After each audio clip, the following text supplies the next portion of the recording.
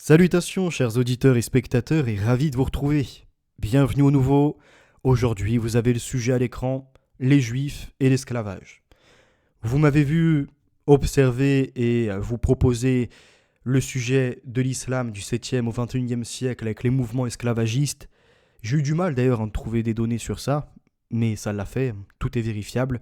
Pour les juifs ça a été encore plus complexe de trouver des choses qui relèvent de la réalité et non des assertions, des blogs et de tout ce qu'on peut trouver sur Internet.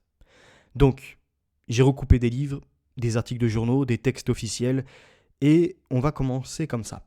C'est-à-dire que je vais montrer les tracts de ceux qui ont caricaturé, tiré les traits pour dénaturer le sujet et qu'on ne le traite pas.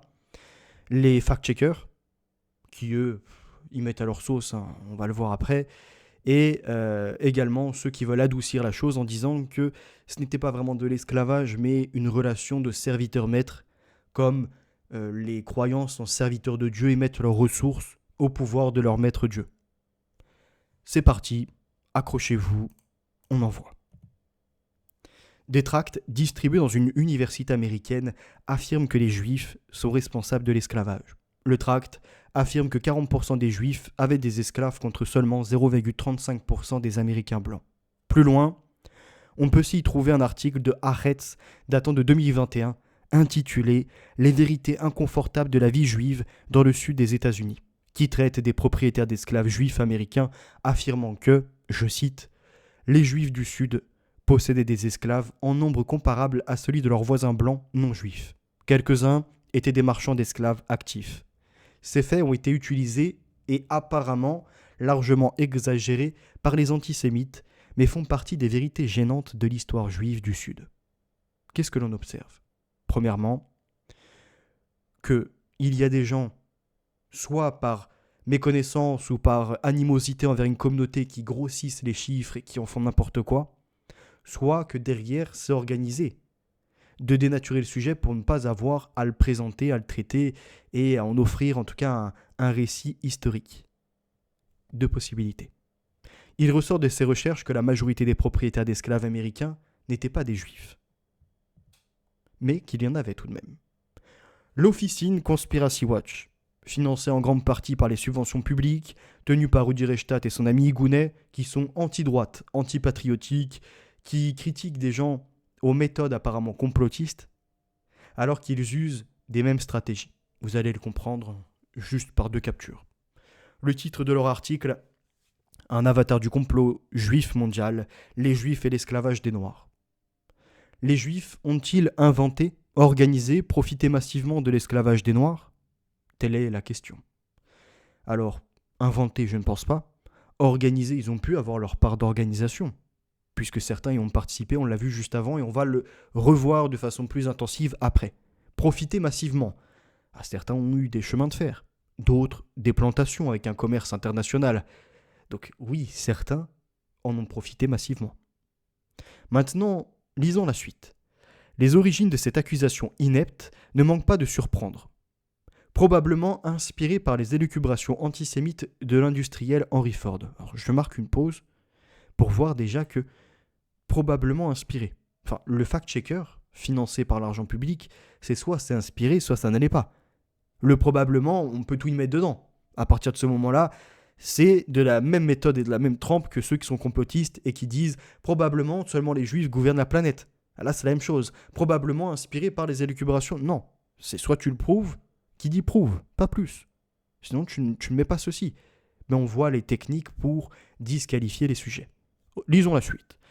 Elle a été forgée dans les années 60 par un suprémaciste noir, a été allègrement diffusée par les suprémacistes blancs, toujours pas de nom d'ailleurs au passage, avant d'être reprise en 1991 par la Nation of Islam de Louis Farrakhan dans un ouvrage s'inspirant de la méthodologie négationniste The Secret Relationship Between Blacks and Jews.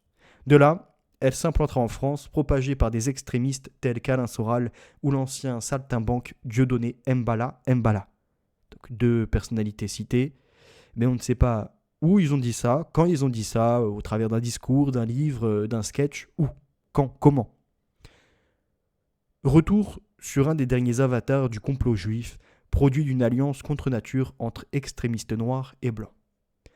Alors, Comme je vous l'ai dit, certains ajoutent de l'horreur et des inventions à la réalité. C'est le cas de The Secret Relationship Between Blacks and Jews. Le dit livre, publié en 1991, se revendique comme un volume premier. Il sera effectivement suivi de 2 autres volumes en 2010 et 2013. En près de 330 pages, assorti de 1274 notes infrapaginales, d'une bibliographie de 5 pages et de plusieurs annexes, l'ouvrage prétend dénoncer un imaginaire complot juif intéressant la traite des Noirs. Les Juifs auraient, les premiers, légitimé l'esclavage dans leur religion. Obsédés par l'argent, ils auraient entrepris de s'emparer du continent américain pour l'asservir et le piller, quitte à exterminer les Amérindiens. Ils auraient également initié et organisé la traite négrière, dont ils auraient tiré cette immense fortune qui, comme chacun sait, leur permet de tirer les ficelles de la politique mondiale. Durant la guerre de sécession, les Juifs auraient, bien évidemment, pris parti pour le Sud, sans trop toutefois s'investir sur le champ de bataille. The Secret Relationship appelle d'ailleurs d'autres damnés de la terre, tels que les Amérindiens, à s'opposer à la mainmise juive sur les États-Unis. Alors, pour ce qui est de ce qui nous a été inscrit juste avant, c'est-à-dire que l'esclavage est inscrit dans leur religion et même favorisé et structuré. On a un livre de Monette Bormann, L'esclave dans la religion juive, dialogue d'histoire ancienne.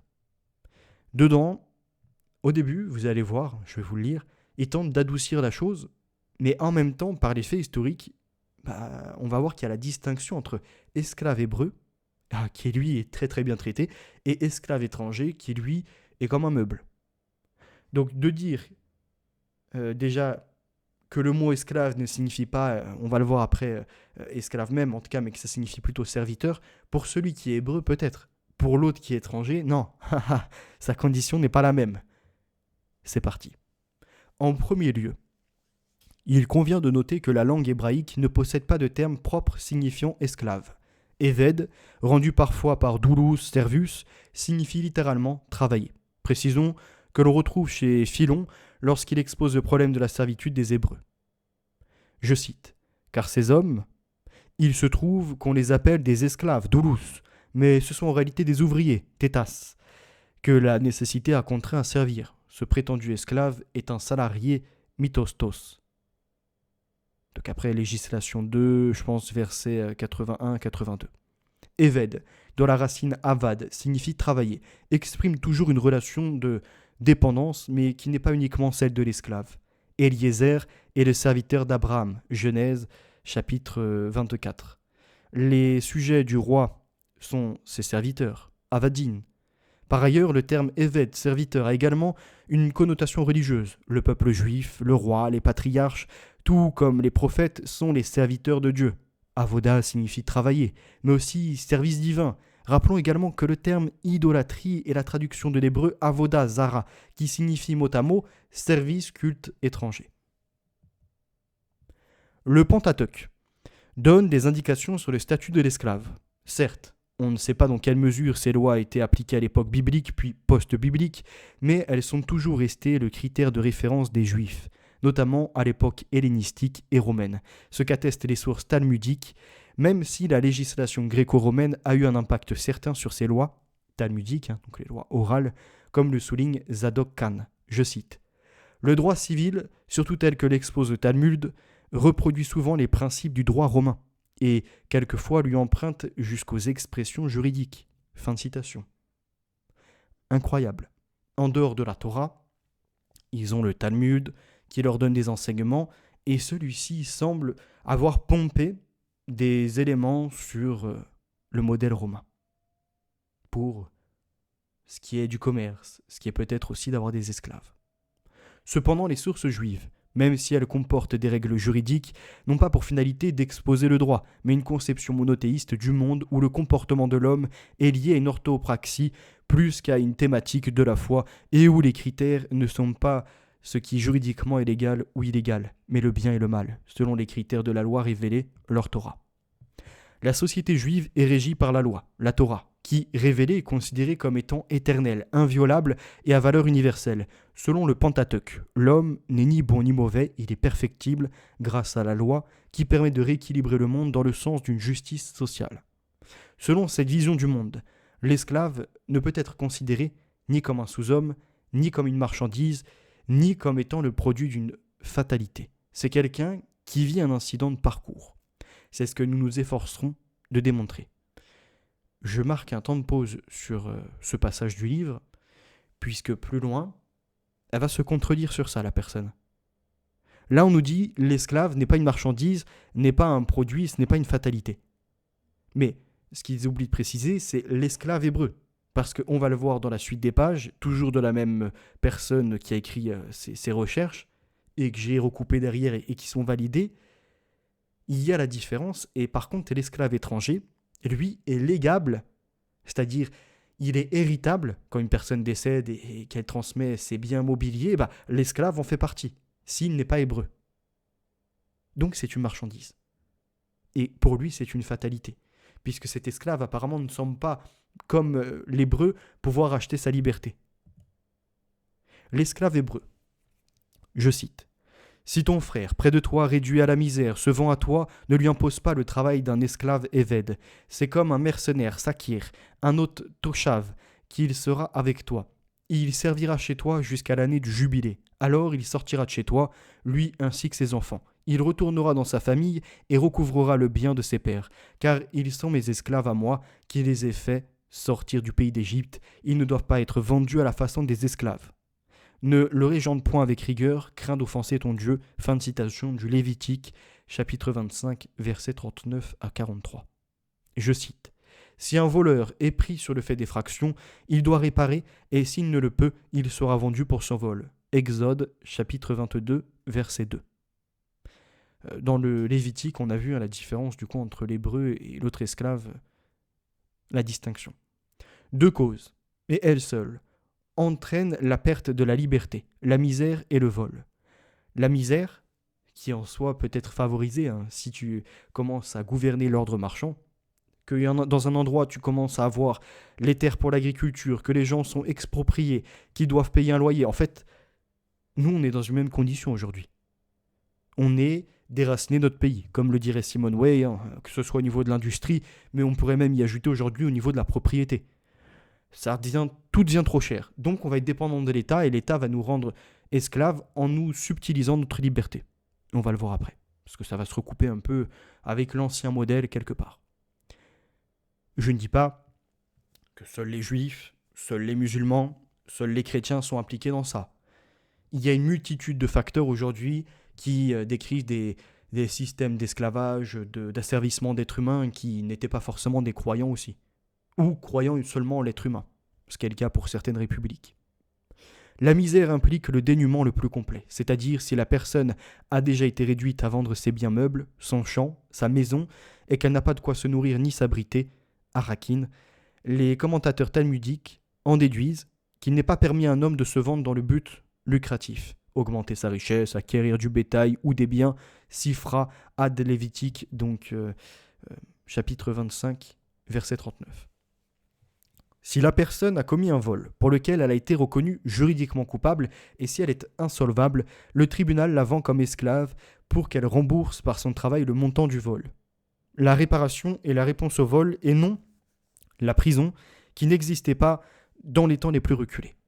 Le fait qu'à l'époque biblique, les Hébreux étaient nomades pourrait être une explication historique à l'absence de prison. Mais il semble que l'esclavage étant le reflet de la vie sociale et de l'éthique d'un peuple, cette explication soit insuffisante. En effet, la condition de l'esclave hébreu est révélatrice à cet égard. L'esclavage est la conséquence d'une situation économique, pauvreté, ou d'un comportement individuel répréhensible, tel le vol, et non une fatalité. Dans les deux cas, l'esclavage est perçu avant tout comme une situation temporaire dans laquelle l'idée de réparation prime sur celle de l'oppression. En tout cas, pour celui qui est hébreu. Par ailleurs, l'esclave devrait être humainement bien traité. Son maître avait l'obligation de bien le traiter et de ne pas lui infliger des corvées humiliantes. Je cite. « L'esclave hébreu ne sera pas astreint à laver les pieds de son maître, à lui mettre ses sandales, à porter des vases pour lui dans la maison des bains, à lui prêter appui pour monter un escalier ou le transporter dans une litière, un fauteuil ou une chaise à porteur, toutes choses que les esclaves font pour leur maître. » Donc l'esclave hébreu ne fait pas ce que les autres esclaves font par contre. Donc pourquoi toujours lui octroyer ce mot réducteur? De même que tu n'es pas autorisé à changer le genre de travail d'un mercenaire. De même, tu n'imposeras pas à un esclave hébreu un travail différent de son travail habituel. De là vient qu'il est dit que son maître ne doit pas lui faire des choses servant au public, telles que le travail d'un tailleur ou d'un boulanger. Si son occupation antérieure comprenait l'une de celles-là, il peut l'accomplir sur l'ordre de son maître, mais celui-ci ne peut aucunement modifier son ouvrage pour lui. Comme un mercenaire travaille le jour et non la nuit, il en est de même de l'esclave hébreu. Mekilta, commentaire de l'Exode, chapitre 21, verset 2. Un autre texte talmudique est révélateur de la façon dont on devait traiter l'esclave hébreu. Commentaire de, je cite, « Il peut arriver que l'esclave te dise « Je ne veux point te quitter. Attaché qu'il sera à toi et à ta maison parce qu'il a été heureux chez toi. » Deutéronome, chapitre 15, verset 16. Autre citation. « Parce qu'il a été heureux chez toi. Il faut comprendre qu'il doit être avec toi quand tu manges et quand tu bois. Tu ne dois donc pas manger du pain blanc alors que ton esclave mange du pain noir. Tu ne dois pas boire du vin vieux alors qu'il boit du vin trop jeune. Dormir sur un matelas de laine tandis qu'il dort sur la paille. C'est pourquoi acheter un serviteur hébreu, disent les sages, équivaut à se donner un maître. » Kitushin 22a. Donc ce n'est vraiment pas un esclave dans les conditions telles qu'on pourrait les entendre par l'esclave. Mais là, on parle bien de ces juifs avec quelque part leurs confrères, si je puis dire, hébreux. Pas de leur comportement avec les étrangers. Et pour l'instant, ça n'est pas soulevé. On ne sait pas vraiment comment ils se comportent avec les autres. Là, on les vend comme des humains très serviables, gentils. L'esclave n'est pas l'esclavage, en soi, c'est de la servitude. Regardez. Ces textes suggèrent, malgré l'existence probable du châtiment corporel, que la brutalité était condamnée. En outre, les droits du maître étaient limités. L'esclave hébreu ne faisait pas partie des biens transmissibles par l'héritage. Seuls les esclaves étrangers en faisaient partie. Entre parenthèses. Et il ne pourrait pas être forcé de changer de maître. Arakin 28b. L'esclave hébreu conservait un droit de propriété, donc dès que sa situation matérielle le permettait, il pouvait racheter sa liberté. S'il a acquis des moyens, il se rachète lui-même. Lévitique, chapitre 25, verset 49. Qu'est-ce que l'on observe? Pour résumer, que l'esclave hébreu a toujours son droit de propriété, donc il peut se racheter à tout moment et peut être libre, qu'il a du confort, il peut dormir sur le matelas comme son maître, boit le même vin que son maître, mange la même chose que son maître, et exerce même le métier qu'il faisait avant. On voit également qu'il n'est pas transmissible, ce n'est pas un meuble, comme je vous le disais tout à l'heure, mais que les autres étrangers, par contre, eux, sont transmissibles. Ce qui ne correspondait pas au tout début de l'insertion de ce que l'auteur veut nous laisser entendre. Regardez la suite. L'esclave hébreu n'était donc pas considéré comme une marchandise. Il gardait sa dignité et n'était pas redevable à son maître, était redevable à son maître plutôt que du travail de ses mains. En ce qui concerne le sort de l'esclave hébreu, marié avec une femme juive, avant sa dépendance au maître, ce dernier n'avait aucun droit sur cette femme. Le maître pouvait donner à son esclave, pour une période limitée, une compagne étrangère et les enfants issus de cette union étaient la propriété du maître. Exode, chapitre 21, verset 4. Mais l'esclave hébreu n'était pas obligé d'accepter cette union passagère que s'il était marié avec une femme libre et s'il en avait des enfants. TB, donc après Kiddushin 20a. Qui sont ces femmes étrangères, ces compagnes étrangères? Est-ce des esclaves qui se sont accaparés dans d'autres pays pour après reproduire des petits garçons qui seront aussi esclaves ou des petites filles qui, en grandissant, seront mises au service de d'autres pervers, entre guillemets, perversions en tout cas. Le fait le plus marquant de la condition de l'esclave hébreu est que sa situation d'esclave est limitée par la loi dans le temps. Je cite Exode, chapitre 21, verset 2. Si tu achètes un esclave hébreu, il restera 6 années esclave et à la 7e, il sera remis en liberté sans rançon. La perforation de l'oreille était pratiquée par d'autres peuples dans l'Antiquité, pour lesquels elle signifiait la suggestion envers le maître ou encore envers les dieux. Chez les Juifs, elle se réalisait selon des formalités strictes. Elle incombait au maître qui devait la réaliser en public. Je cite. « Son maître lui percera l'oreille avec un poinçon. » Exode chapitre 21 verset 6. Il y a là une signification symbolique. Pourquoi l'oreille plutôt que toute autre partie du corps? Parce que l'oreille a été entendue au mont Sinaï. C'est de moi que les enfants d'Israël sont esclaves. Lévitique chapitre 25 verset 55. Ils ne sont que les esclaves d'autres esclaves. Or, cet homme a décidé de se donner un maître, que on lui perce donc l'oreille. Il le fera approcher de la porte, Exode chapitre 21 verset 6. Pourquoi la porte ou le poteau, plutôt que tout autre endroit de la maison? Le saint, béni soit-il, a dit: ces objets ont été témoins en Égypte lorsque je suis passé devant les linteaux et les deux poteaux, et que j'ai déclaré, je cite, c'est de moi que les enfants d'Israël sont esclaves, et non d'autres esclaves, les faisant ainsi passer de la condition d'esclave à celle d'homme libre. Et voilà que cet homme se donne un maître, qu'on lui perce donc l'oreille devant la porte ou le poteau. TB, qui touche 1, 22b. Maintenant, l'esclave étranger. Les Juifs n'ont pas institué l'esclavage. Aussi, la législation juive est-elle surtout centrée sur la gestion d'une institution dont elle constate l'existence chez les autres peuples et sur son adaptation dans le but de préserver la dignité de l'esclave.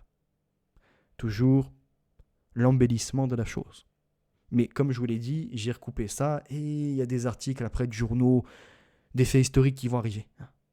Il faut un peu piocher par-ci et par-là. Cependant, dès les origines de l'époque biblique, l'esclavage est considéré comme un châtiment. Maudit soit Canaan, qu'il soit l'esclave des esclaves de ses frères. Genèse, chapitre 9, verset 25.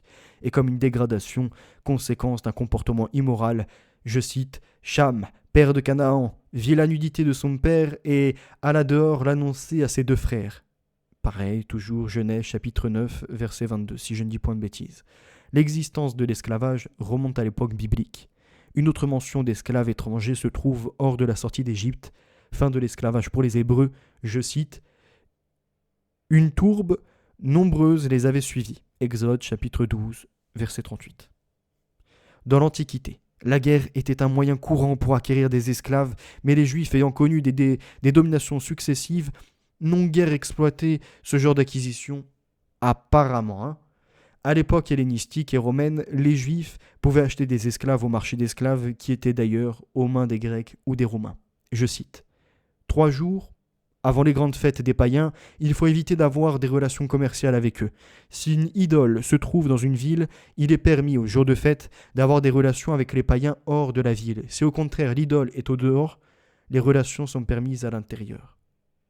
Cependant, on a enseigné qu'il est permis de se rendre au marché des idolâtres pour y acheter des esclaves ou des servantes ou du bétail, et Resh Lakish ajoute qu'il n'est pas seulement permis d'acquérir des esclaves hébreux, mais aussi des esclaves païens parce qu'on les rapproche ainsi du giron de la synagogue juive, Avodah Zara.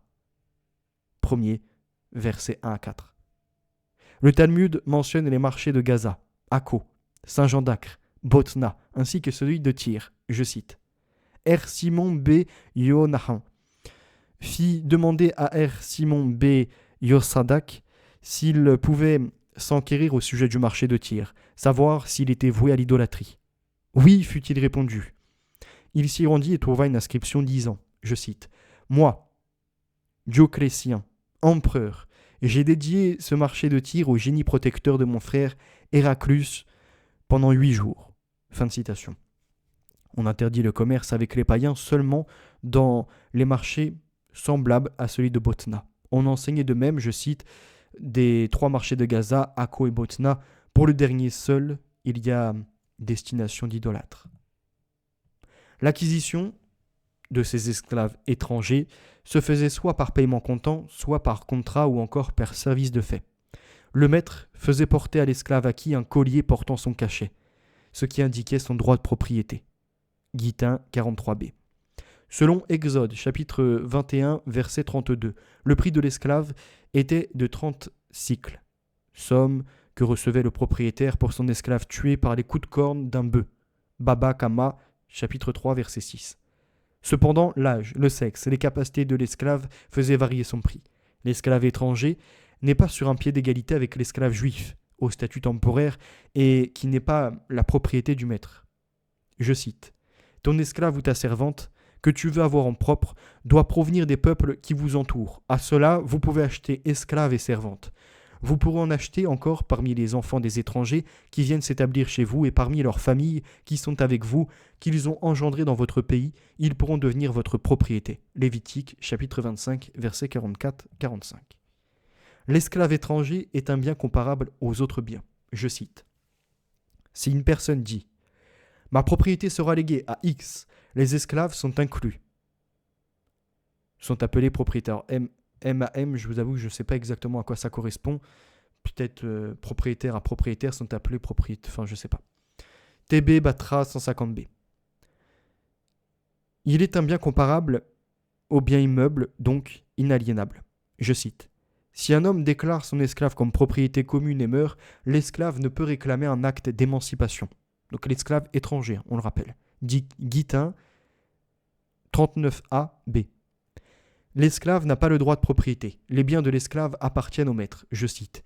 Ce qu'un esclave a acquis, c'est son maître qui l'acquiert. TB Pesahim 88B.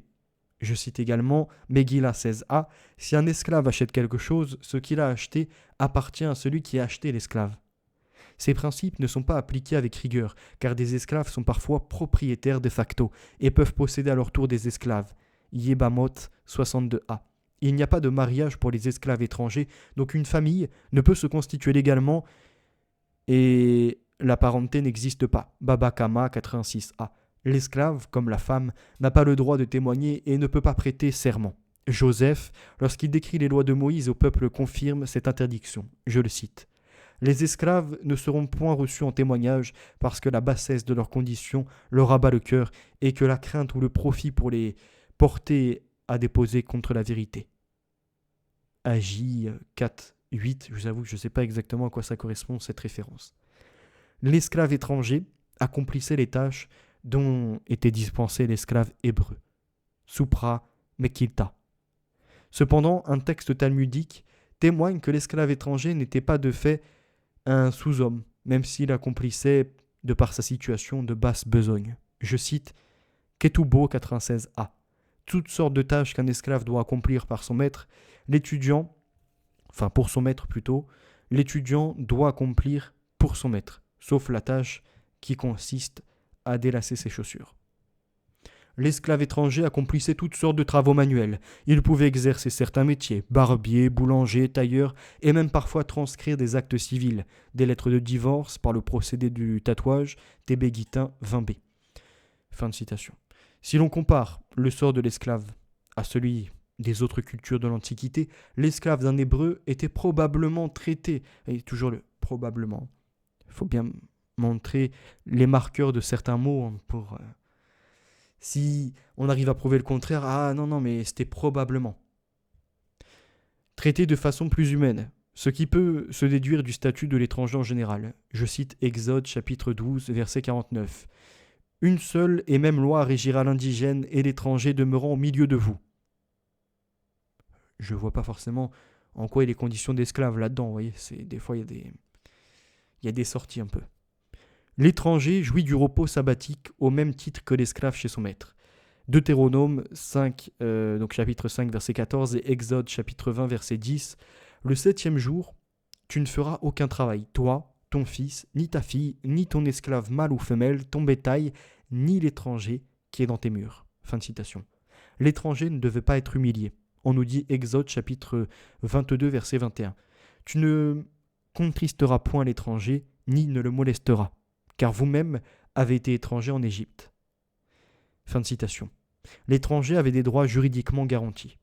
On nous dit dans Deutéronome chapitre 24, verset 17, « Ne fausse pas le droit de l'étranger, ni celui de l'orphelin, et ne saisis pas comme gage le vêtement de la veuve. Rappelle-toi que tu as été étranger en Égypte et que l'Éternel, ton Dieu, t'en a affranchi. C'est pour cela que je t'ordonne d'agir de la sorte. » Alors là, c'est quand même assez dingue, parce que je me demande si un esclave ne fait pas bien le travail, ne répond pas à son maître. Vous pensez véritablement qu'il ne va pas user de violence ou de force pour le remettre sur le chemin, en tout cas du travail demandé, du labeur? J'ai un sacré doute. En effet, la vie agricole, mélange interdit dans les semences et greffes, quotidienne, nourriture, alimentation, habillement, était soumise à une réglementation très stricte dont la non-observance était un problème pour la cohabitation. Metz interdit, rendant la vaisselle impure, mélange interdit, même au niveau vestimentaire, travaux interdits lors du repos shabbatique et des fêtes, etc. La solution sera l'intégration de l'esclave étranger au sein de la communauté. Elle implique la circoncision, symbole de l'adhésion de tout individu juif au monothéisme et obligatoire pour tout juif. Dès lors, l'esclave étranger est intégré, se soumet au joug de la loi et en respectant les préceptes, donc ne pose plus de problème au niveau de la cohabitation. Ce que l'on pourra voir aussi, enfin ce qu'on a déjà vu avec le mouvement de l'islam. Ils opéraient pareil. C'est pour ça que des fois je vous dis, c'est limite une même pièce, quoi. Dès lors, l'esclave étranger est intégré et se soumet donc au joug de la loi et en respectant les préceptes, il ne pose donc plus de problème au niveau de la cohabitation. Il est considéré comme un membre de la famille. Enfin, on n'a pas les mêmes familles, je pense. Partage le repos du Shabbat, prend part au sacrifice pascal, rituel très important dont sont exclus les idolâtres, symbole de la libération du peuple, mais aussi de son adhésion au monothéisme. Il pourra être racheté ou libéré par son maître, et s'il subit un dommage corporel irréversible, perte d'une dent, d'un œil, il sera automatiquement libéré. Tuer un esclave est considéré juridiquement comme étant un meurtre. Notons cependant que l'esclave étranger ne peut être circoncis de force. Il n'aura donc pas de contrainte religieuse. Et s'il adhère, son statut sera équivalent à celui de la femme libre. Il n'aura pas l'obligation des pratiques à heure fixe, prières, tricotidiennes par exemple. Même si l'intégration par le culte domestique est à mettre en parallèle avec le monde gréco-romain, le choix dans ce monde pour l'esclave par rapport à l'adhésion n'existe pas. Comme le souligne Fustel de Coulanges, je cite, « La religion ne permet pas d'admettre dans la famille un étranger. Il faut donc que, par quelque moyen, le serviteur devienne un membre et une partie de cette famille. C'est à quoi l'on arrive par une sorte d'initiation du nouveau venu au culte domestique. Mais par cela même que le serviteur acquérait le culte et le droit de prier, il perdait sa liberté. Il était attaché à la famille pour toute sa vie, et même pour le temps qui suivait sa mort. Sous le nom d'affranchi ou de client, il continuait à reconnaître l'autorité du chef ou patron et ne cessait d'avoir des obligations envers lui. La Cité antique, page 127-128. Deux données éclairent aussi la situation de l'esclave en général. 1. Il n'y a eu jamais de révolte d'esclaves comme ce fut le cas dans le monde gréco-romain. 2. La ville, enfin même les villes de refuge qui offraient l'asile à toute personne coupable d'homicide involontaire, recevaient également les débiteurs en défaut de paiement et les esclaves fugitifs, ce qui devait inciter les maîtres à bien se comporter à leur égard, puisqu'ils ne pouvaient récupérer l'esclave enfui qui se protégeait des brutalités du maître dans la ville refuge. Ce court passage montre donc qu'il y en avait une multitude de ces propriétaires d'esclaves qui ne prêtaient pas du tout attention et se comportaient mal envers leurs esclaves. Puisqu'il est question de violence et d'esclaves qui, parmi tous ceux qui ont été violentés, il y en a certains, une infime partie, qui ont réussi à se libérer. En ce qui concerne l'esclave étranger, même si son sort est moins favorable que celui de l'esclave hébreu, il ne perd pas sa dimension humaine. Dans une société à la fois égalitaire, les textes cités le montrent bien, et pluraliste, la littérature talmudique mentionne souvent les 70 nations, qui sont les nations de la terre, et selon le Talmud, je cite, « Les étrangers hors de la terre d'Israël ne doivent pas être considérés comme des idolâtres, mais comme des peuples, vivant selon les traditions de leurs ancêtres. » Oulin 13b.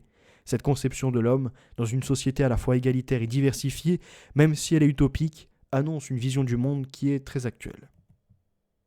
Alors, un autre article. L'Israélien qui a osé écrire un roman sur les Juifs et la traite des esclaves africains. Oui, c'est vrai. Le grand-père de mon arrière-arrière-grand-père était marchand d'esclaves. Le dernier livre, d'Agur Schiff, met en scène un Israélien du même nom qui voyage en Afrique et est jugé pour être le descendant d'un trafiquant d'esclaves. L'auteur explique pourquoi cette histoire devait être racontée. Donc, pour comprendre la chose, il écrit un roman.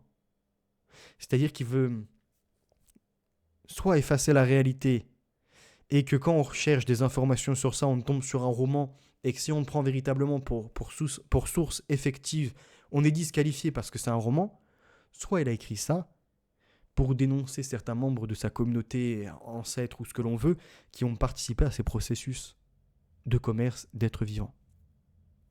Le professeur Schiff, qui raconte certaines parties du roman, est un écrivain mécontent d'une 60aine d'années dont le mariage a atteint un plateau. Un jour, il tombe sur un article de presse qui mentionne la découverte d'un navire marchand appartenant au, je cite, grand-père de son grand-père, un marchand d'esclaves du XIXe siècle nommé Clonimus Schiff. Le narrateur décide de se lancer dans un voyage en Afrique de l'Ouest, dans un pays triste où les gens sourient toujours, pour acheter ce qu'il peut des restes du navire. Comprenons bien. Schiff tombe sur un véritable article de presse. Là, on n'est pas dans une invention. Qui parle d'un marchand d'esclaves au XIXe siècle. Et à la suite de ça, donc, le descendant, lui, va en faire un roman. Pourquoi ne pas s'appuyer sur des faits historiques réels ? Chercher, faire un travail d'enquête, voyez, d'historien un peu, se rapprocher avec certains experts et après en fournir quelque chose. Il continue de l'article, nous sommes censés établir des parallèles entre Schiff d'aujourd'hui et son ancêtre. Tous deux sont des écrivains sans une petite dose de vanité qui s'entichent pour les femmes africaines sur lesquelles ils ont une autorité totale. Clominus Schiff serait tombé amoureux d'une jeune esclave de 14 ans. Et le professeur Schiff est emmené avec une femme de ménage qui lui est confiée après qu'un client ne lui a pas payé pour un scénario. Je cite, « La transaction, aussi ridicule et répréhensible qu'elle puisse être, lui était agréable, nous dit-on avec désinvolture. » Un esprit dérangé quand même. D'avoir une esclave, fille, de 14 ans, et il en tombe amoureux. On est sur de la pédocriminalité. Est-ce que là, sur cette partie, ça relève de la réalité ou de son roman ? Et l'un ou l'autre, on est dans une situation dérangée. Par un membre de cette communauté, alors encore une fois, qui représente que lui-même, mais qui montre une attirance pour une gamine de 14 ans. Il faut le dénoncer. Vous voyez, et je ferai le même exercice du côté chrétien quand je vais vous faire toute la structure sur l'esclavage. Là, aujourd'hui, le sujet, c'est les juifs. Donc vous m'entendrez ni sur les musulmans, ni sur les chrétiens, ni encore sur la République ou ce qui peut exister à côté. Autre document, Al. Par-delà la frontière, marchand et commerce d'esclaves entre la Gaule carolingienne et Al-Andalus du 8e au 10e siècle, Clément Venco. En effet, sans pour autant avoir été ignorée par les chercheurs, cette question qui aborde pourtant les rapports entre l'islam et l'Occident chrétien, un point essentiel de la problématique pyrénéenne, n'a pas été abordé du point de vue de sa logique propre, mais uniquement de manière partielle ou indirecte, principalement dans 3 types de travaux dont la problématique dépassait notre cadre géographique. Ceux liés à la controverse lancée par Maurice Lombard, qui, à l'inverse d'Henri Pirenne, défendait l'idée d'une intensification des relations commerciales dès le 8e siècle grâce au dynamisme des nouveaux centres économiques musulmans et à l'arrivée massive d'or musulmans dans l'économie occidentale, il voyait dans les juifs les intermédiaires du commerce. Par excellence, grâce au réseau que constituaient les nombreuses communautés installées, surtout le pourtour méditerranéen, rejoignant sur ce point la position d'Henri Pirenne, qui affirmait que, je cite, « Par le contact qu'ils conservent les uns avec les autres, les Juifs constituent le seul lien économique qui subsiste entre islam et chrétien, ou, si l'on veut, entre l'Orient et l'Occident. » Fin de citation. Or, si par la suite de nombreux travaux s'attachèrent à nuancer ou à contredire le cœur de la thèse de Maurice Lombard, l'affirmation concernant le rôle prépondérant des marchands juifs dans les échanges notamment entre Al-Andalus et la Gaule carolingienne ne fut pas vraiment remise en question. Encore une preuve de plus sur leur participation internationale, comme d'autres communautés. Ceux touchant à l'interprétation du passage bien connu du Kitab al-Masalik wa el-Mamalik d'Ibn Khordadbeh, consacré aux marchands juifs radanites, j'avoue que j'étais un peu lent pour lire, c'est pas grave. Au-delà des désaccords sur la véracité des trajets proposés, ces travaux suggèrent, pour la deuxième moitié du 8e siècle, le 9e siècle et parfois pour le 10e siècle, l'existence à l'échelle du monde méditerranéen d'un vaste réseau de marchands juifs, peut-être originaires de la vallée du Rhône, spécialisés dans le commerce d'esclaves slaves, dont un des trajets de prédilection part de la Gaule carolingienne et d'Al-Andalus pour atteindre l'Orient musulman. Nous ne sommes donc pas là sur de la traite d'esclaves africains, mais d'Européens, de Slaves. On rappelle les mouvements de population, c'est d'Est en Ouest, et les Slaves étaient de l'Europe de l'Est, mais pouvaient par la suite se trouver aussi vers l'Europe de l'Ouest. Et il y a l'attestation d'un véritable réseau de marchands juifs. Ils ne sont pas seuls, hein, mais c'est important de préciser qu'ils existent, qui part de la Gaule jusqu'à l'Orient et qui favorisent les transferts. Alors, des fois, ça peut faire du commerce entre eux, ou encore avec les chrétiens, ou avec les musulmans, ou entre les différentes communautés qui existent. Mais ils sont donc une parcelle très importante, une sorte de plateforme tournante, si je puis dire, du trafic d'êtres humains. Pourquoi Rudi Reichstadt et d'autres qui abordent ce sujet n'en parlent pas? Et là, je n'ai pas été sur un blog tout bidon, etc. Je vous ai pris que des choses qui sont sourcées, que vous pourrez recouper. Et si vous avez une contradiction, vous me la mettez, mais avec vos sources. J'irai l'étudier, je reviendrai vers vous avec plaisir.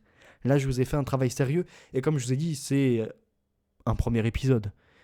Derrière, moi, j'ai un travail professionnel, j'ai mes petits loisirs aussi à côté. Vous voyez, j'ai pas non plus des centaines d'heures à consacrer à ces recherches. Déjà, quand ça arrive par dizaines d'heures, c'est énorme. À côté, j'ai d'autres sujets à traiter aussi. C'est compliqué. Ceux de Charles Verlin, consacrés à l'esclavage, dans lesquels il conclut pour le 8e au 10e siècle un quasi-monopole des marchands juifs dans la castration des eunuques, dont Verdun serait le principal centre, et plus généralement dans le commerce des esclaves à destination du monde musulman, en particulier par l'intermédiaire d'Al-Andalus. Approche que l'on pourrait donc résumer ainsi.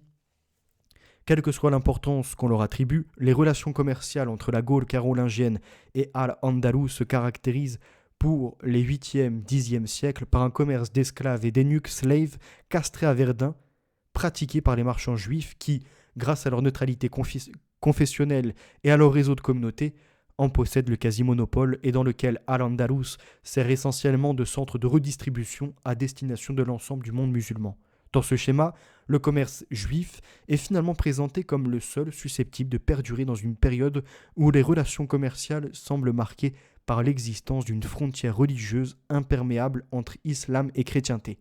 Cependant, comme le soulignaient C. Brouwer et J.P. Devroy, encore en 2000, je les cite, « La participation des Juifs au commerce médiéval demeure un problème délicat et négligé par l'historiographie contemporaine. En ce qui concerne l'histoire économique, peu de progrès ont été réalisés. Et à de rares exceptions près, la recherche contemporaine a fait l'économie de la collecte et de la relecture systématique des sources latines, hébraïques et arabes. » Fin de citation.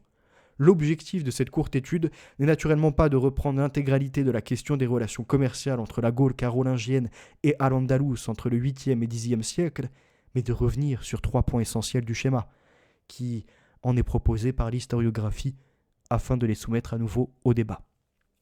Ainsi donc, le commerce d'esclaves-slaves entre la Gaule carolingienne et Al-Andalus serait un quasi-monopole des marchands juifs du fait de leur neutralité confessionnelle et de leur facilité. Je vous avoue, je croyais que ça se recoupait, enfin ça se redit. Voyons ce qu'il en est. Soulignons tout d'abord qu'il n'existe à ce jour aucune mention d'un commerce d'esclaves entre la Gaule et Al-Andalus pour le 8e siècle. Il faut attendre le début du 9e siècle pour en trouver les premiers indices. En effet, vers 825, Louis le Pieux prend sous sa protection des Juifs de Lyon, Formulae impériale numéro 30 et 31, et leur accorde le droit, d'une part, d'employer les chrétiens, et d'autre part, d'acheter des esclaves païens à l'étranger et de les vendre dans l'Empire. Dans les mêmes années, l'empereur prend des dispositions similaires à l'égard d'un juif résidant à Saragosse, Formulae impériale numéro 52. Notons que ces 3 sources proviennent d'un recueil de Formulae destiné par définition à servir de modèle. D'autres juifs de l'Empire franc et de la marche supérieure d'Al-Andalus ont donc effectivement dû bénéficier du même type de protection de la part de Louis le Pieux. Or, si Abraham de Saragosse est clairement identifié comme un marchand, il n'est en revanche pas certain qu'il faille en conclure que les Juifs de Lyon aient pour activité principale le commerce d'esclaves, d'autant que la législation en vigueur dans l'Empire leur interdit de posséder des esclaves chrétiens. C'est pour ça que, sur ce passage, il est question de transactions de façon de plateforme. Je ne sais pas comment vous dire ça, c'est-à-dire, eux c'est la plaque tournante. Paf, paf, ils redirigent. Et ils échangent, ils ne les possèdent pas forcément, un peu comme des bons du trésor ou ce que vous voulez. Vous avez comme ça des bons, vous ne les possédez même pas quelque part, vous les achetez à l'un, mais il est déjà revendu à l'autre. Vous êtes juste la personne qui les fait transiter. Les Juifs se trouvent donc dans l'obligation de se procurer des esclaves païens. tant pour leur exploitation agricole et leur activité artisanale que pour leur domesticité. Cependant, bien que ce négoce soit largement réglementé et qu'interdiction leur soit faite de vendre des esclaves en dehors des frontières de l'Empire, certains de ces juifs de Gaule et de la marche supérieure pratiquent sans doute un commerce d'esclaves. Alors là, je soulève comme je l'ai fait tout à l'heure pour les autres, pratiquent sans doute. Non, soit tu le sais, soit tu ne le sais pas. Hein. Si je l'ai fait de façon ouverte et efficace tout à l'heure pour dénoncer ceux qui extrapolaient, je le fais aussi pour là. Dans lequel donc Agobard de Lyon fait état de son inquiétude devant sa bienveillance du souverain envers les Juifs. L'évêque rapporte que les Juifs de Lyon et d'Arles capturent et achètent des chrétiens pour les vendre en Al-Andalus. Donc là, des chrétiens mis en esclavage par ces criminels. De plus, selon ce dernier, les Juifs de Lyon, et peut-être plus largement de Gaule, castreraient certains de ces esclaves pour les vendre comme eunuques en Al-Andalus. Donc on est sur des pratiques barbares, on est sur des pratiques inhumaines de la part de certains qui se disent serviteurs de Dieu et... Non. Or, dans un passage d'Ibrahim al-Kahawi rapporté par al-Makari, le géographe rapporte que les eunuques slaves vendus en Al-Andalus étaient, je cite, châtrés par les Juifs qui sont sous la protection des Francs et qui habitent l'Empire franc et les territoires musulmans voisins. Fin de citation. Je fais une insertion. Quand je vais parler des chrétiens, je vais aussi mettre la lumière sur certains traîtres. Parce que là, il y a des correspondances avec certains traîtres qui ont fait vendre des chrétiens. On ne parle pas seulement des païens. Déjà, c'est une horreur qu'il y ait eu des ventes de païens. Une horreur du côté des chrétiens qui a eu également l'autorisation du mariage de gamines. Ça, je vais revenir dessus. Mais n'oublions pas ces traîtres.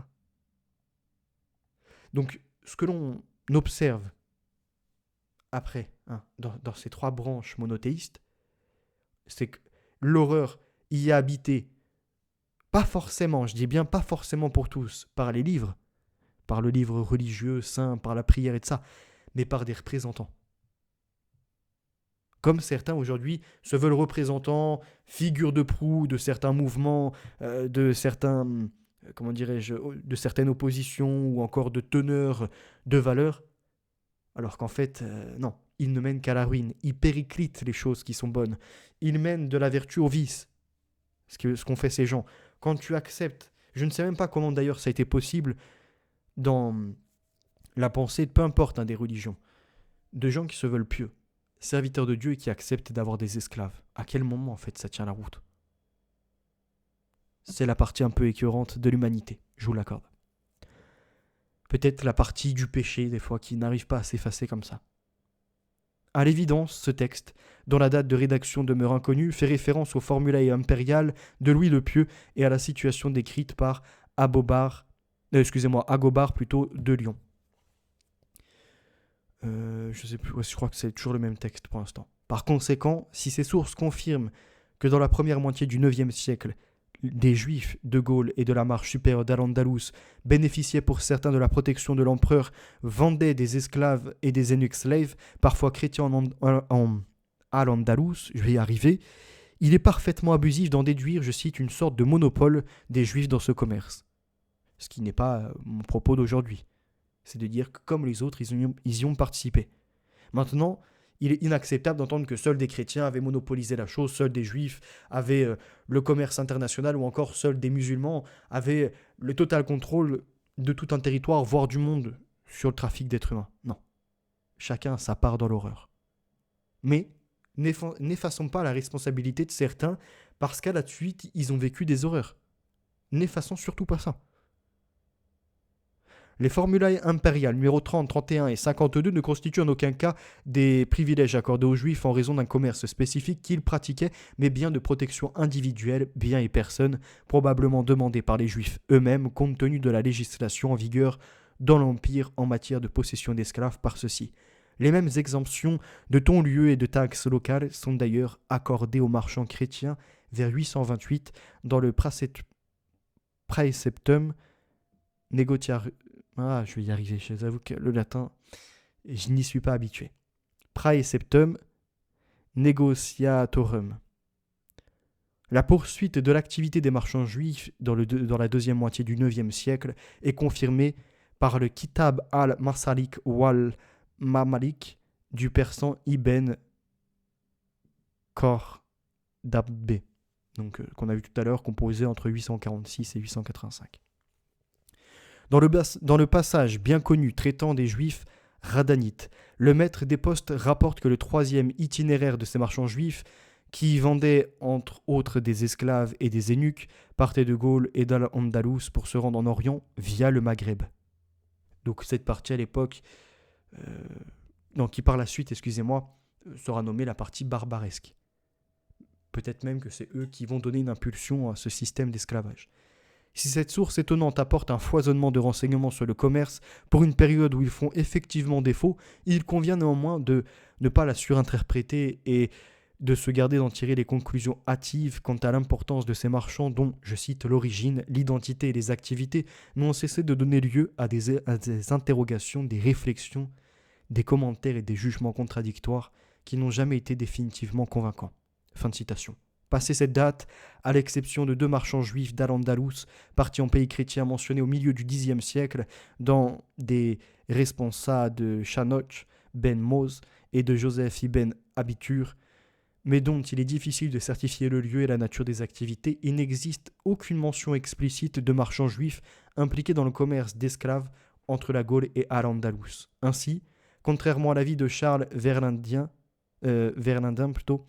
rien ne certifie la poursuite de l'activité des marchands radanites au Xe siècle et à la suite. Notons d'ailleurs que le passage d'Ibn Khordadbeh, je cite, a été copié et résumé mais jamais véritablement confirmé par des auteurs contemporains ou postérieurs, musulmans ou autres. Fin de citation. C'est là d'ailleurs où on se pose la question, que font-ils tous ces historiens maghrébins, musulmans, de l'Arabie Saoudite, de l'Égypte, de où vous voulez d'ailleurs, peu importe, de Syrie, il en existe un peu partout comme ça. Pourquoi ils ne sortent pas des documents ? Je veux dire, nous en Europe, je pense qu'on est d'ailleurs la seule partie de la planète où on a sorti nous-mêmes des enquêtes, on a des historiens qui travaillent sur ça, qui ont carrément tout daté, qui rendent disponible de façon publique des tas de recherches sur l'implication des Européens, des chrétiens dans ces trafics. On en a un petit peu de façon timide qu'ils font pour ce qui s'est passé par les musulmans. Sur les juifs, chacun, ça existe, ça a existé. Je sais pas, enquête. Et quand t'enquêtes rapidement, t'as des pistes. Et là, tu vois que oui, il y a un sujet. Pourquoi ça n'est pas traité ? Et pourquoi, dans d'autres communautés qui ne les apprécient pas forcément, le sujet n'est pas évoqué ? Ou, lorsqu'il l'est, malheureusement, c'est des reprises de sur Internet, de tout et n'importe quoi, une mixture qui n'est même plus audible. Regardons la suite. Ce silence des sources n'indique pas pour autant un arrêt de l'implication des marchands juifs dans le commerce d'esclaves entre la Gaule et Al-Andalus au Xe siècle, d'autant que selon Ibn Akhol, ce sont toujours des marchands juifs de Gaule qui castrent les eunuques slaves qui se trouvent en Al-Andalus dans la deuxième moitié du Xe siècle. Ainsi, en dehors de la castration des eunuques, l'idée d'un quasi-monopole des marchands juifs dans le commerce d'esclaves entre la Gaule et Al-Andalus au IXe et Xe siècle paraît bien peu étayée par les sources. La neutralité confessionnelle ne les a pas empêchés d'avoir à affronter la concurrence des marchands chrétiens pour lesquels l'existence d'une frontière religieuse ne présentait pas, a priori, un obstacle dans le domaine des échanges économiques. Le véritable élément et la véritable ligne de démarcation entre les marchands ne se situe pas entre les juifs et les chrétiens, mais entre ceux du nord et ceux du sud. En effet, il ressort de cette relecture des sources que tous les marchands sont originaires soit de Gaule, soit de la marche supérieure d'Al-Andalus, en somme, ceux qui étaient les plus à même de se procurer les esclaves slaves. En matière de commerce, la raison économique prend souvent le pas sur les considérations confessionnelles. De plus, notons à ce propos que ce sont les marchands d'Al-Andalus, juifs et musulmans, qui se chargent du commerce avec l'Orient abbasside. Finalement, il apparaît que les activités de ces marchands d'esclaves slaves n'interviennent que dans le cadre du couple économique formé par la Gaule et Al-Andalus et ne constituent qu'un des vecteurs de l'approvisionnement en esclaves de la péninsule ibérique. Par conséquent, pour ce qui est des volumes, ce trafic devait sans doute être relativement modeste. Alors, je vous ai trouvé un autre article que je me le remémore. Negros Wanted. Il y a la partie en anglais, je vous laisserai lire. Un musée de la Nouvelle-Orléans, ouvert le mois dernier, met en lumière des aspects surprenants de la vie juive dans les 13 États du Sud depuis le milieu des années 1700. Alors, je crois que que je me remémore ça, hein. C'est aux États-Unis et c'est pour faire suite au tout début du direct où il y avait le tract sur leur implication. J'ai donc cherché, j'ai trouvé que oui, il y en avait certains qui en ont profité et qui n'hésitaient pas d'ailleurs à faire des mineurs en esclaves. Alors, est-ce que pour de l'esclavage sexuel, de la pédocriminalité, je ne sais pas. En tout cas, on voit qu'ils les faisaient travailler dans les champs. Pour d'autres, ils s'en servaient pour leur chemin de fer, qui au passage pouvait ou non après servir à d'autres. Et là, je pense à à des richesses, à des familles très importantes, Rockefeller et Rothschild, qui les deux, soit en Amérique, soit en Europe, étaient accusés de mal entretenir les chemins de fer, ce qui engendrait des fois des... Comment c'est déraillé, mais c'est un nom spécial. Je ne l'ai plus en tête, c'est pas grave. Et les trains donc sortaient de voie, et à partir de là, entamaient des blessés et occasionnaient également des morts. Et il y avait d'ailleurs un... comment on appelle ça? Ah, j'ai perdu cette notion, c'est pas grave. Un pamphlet qui était sorti de quelqu'un en Europe, hein, qui accusait certains Rothschild de mal entretenir, en tout cas, la voie ferrée, ce qui avait entraîné, il me semble, plusieurs dizaines de morts et une bonne centaine de blessés. Donc on a une publicité parue dans le Wilmington Journal de Caroline du Nord en 1847. Donc on remonte un peu dans l'histoire, quoique on accélère dans le temps, hein. Enfin, on remonte nous de notre côté et on accélère par rapport à l'ordre chronologique que je vous ai mis, toujours dans le même ordre. On est parti 8e, 9e, 10e siècle, même un peu avant au début. On arrive là vers 1847 et on verra qu'il y en a d'autres encore.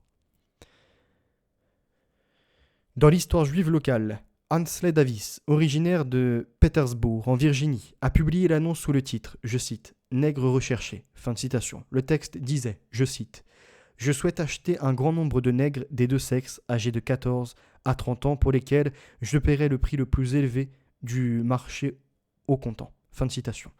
Davis, dont la famille possédait l'une des plus grandes sociétés de commerce d'esclaves juifs de tout le Sud, parcourait la région chaque été à la recherche de nouveaux esclaves qu'il vendait plus tard. Davis n'était pas le seul juif du Sud à vivre de la traite négrière avant la guerre civile. David Wise, de la Nouvelle-Orléans, mettait également en vente des esclaves à l'époque, travaillant dans un dépôt sur Baron Street dans la ville. Je cite, « A toujours sous la main un grand nombre d'esclaves qui seront vendus contre de l'argent. » Fin de citation, selon une annonce qu'il a publiée dans un journal. Je cite, « Un beau groupe de jeunes nègres, probablement valides, des filles et des hommes, d'excellents ouvriers de terrain. » Fin de citation. Au moment où la guerre éclata, la Nouvelle-Orléans était la plus grande ville de traite d'esclaves du Sud. Les histoires de Wise et Davis sont présentées sur le site internet du Museum of the Southern Jewish Experience, qui a ouvert ses portes en mai à la Nouvelle-Orléans. Donc le Museum of the Southern Jewish Experience, comme on l'appelle, le MSJE, présente la culture et l'héritage des Juifs qui ont vécu dans les 13 États du Sud sur une période de 3 siècles, de l'Amérique coloniale à la guerre civile, en passant par le mouvement des droits civiques et jusqu'à aujourd'hui. Quelques 4000 objets exposés ont été collectés auprès des communautés et familles juives des petites villes avant qu'ils ne disparaissent de la carte. Je vous ai ajouté un article de la tribunejuive.info. À la suite de leur expulsion d'Espagne, 1492, il me semble, par Isabelle. Puis du Portugal, plutôt 97 par Isabelle. Beaucoup de Juifs se sont convertis au christianisme en couverture, devrais-je ajouter, entre guillemets, mais on continue en secret à la pratique du judaïsme. Ces convertis, conversos, ou nouveaux chrétiens, Christaos Novos, appelés aussi Mahanes, ont migré dès la première expédition du navigateur Cabral en avril 1500 vers le Brésil, qu'ils ont contribué à découvrir, conquérir, exploiter et développer. Rudi Reichstadt devrait prendre contact avec la tribune juive. Hein. Il serait peut-être un peu plus informé pour ces articles subventionnés par l'État français. Bien intégrés dès le XVIe siècle, ils sont d'honnêtes artisans ou négociants, fonctionnaires, juristes ou militaires, riches planteurs coloniaux de canne à sucre, mais aussi trafiquants ou bandits, avec pour seul lien identitaire la fidélité cachée ou non à leur foi juive. En 1630, la Hollande, en guerre avec le Portugal, conquiert les comptoirs commerciaux du Nord-Est. Dès lors, Juifs hollandais et portugais contribuent activement au commerce dit triangulaire pour la Compagnie des Indes occidentales. Oh merde! Là, Rudi Reichstadt, s'il tombe sur ma vidéo, je pense il va essuyer un paquet de sueur sur cette histoire.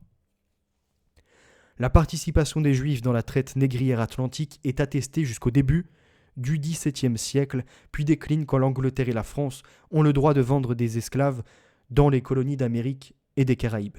Les Juifs n'auraient pas participé de manière significative à l'apogée du commerce mondial des esclaves, lequel se situe plutôt au XVIIIe et XIXe siècle. Abraham Léon, militant trotskiste, mort à Auschwitz, n'est pas de cet avis. Il affirme que les Juifs présents dès le Xe siècle sur les routes commerciales entre l'Orient et l'Occident, ce que l'on peut attester parce que l'on a observé avant par mes sources, enfin mes reprises de sources pour être honnête, auraient été marchands, et je cite, de soie, d'épices, d'armes, de fourrure et de sel, mais aussi de femmes et de garçons, leur grande spécialité, les enfants. L'histoire n'étant à ses yeux que la justification marxiste de la lutte des classes, il considère les Juifs comme un peuple classe et le sionisme comme l'expression d'un capitalisme pourrissant. No comment. Là, on revient, je crois que c'est sur l'article de Rudi Reichstadt. Tout aussi frauduleuse s'avère l'assertion selon laquelle les Juifs seraient devenus les piliers d'une grande entreprise esclavagiste, la Compagnie néerlandaise des Indes occidentales. Fondée en 1621, cette société allait promettre 8 ans plus tard de fournir aux colons autant de noirs que possible. Mais à peine 18 juifs ont accepté de participer à sa création et n'y ont investi que 36 000 florins sur un capital de 3 millions. Les juifs n'ont constitué au grand maximum que 10% de l'ensemble des actionnaires. Je marque une pause. C'est le site de Rudi Reichstadt, la suite de l'article du début. J'ai fait exprès de ne pas le mettre tout à la suite, comme ça. On avait entre-temps les autres articles qui attestent d'une importante part de certains juifs dans ce commerce d'êtres humains. Et même de façon internationale, bien structurée, avec un peu au Maghreb, en Al-Andalus, au niveau de la France, de la Gaule, de l'Europe, du côté romain, et d'autres endroits encore.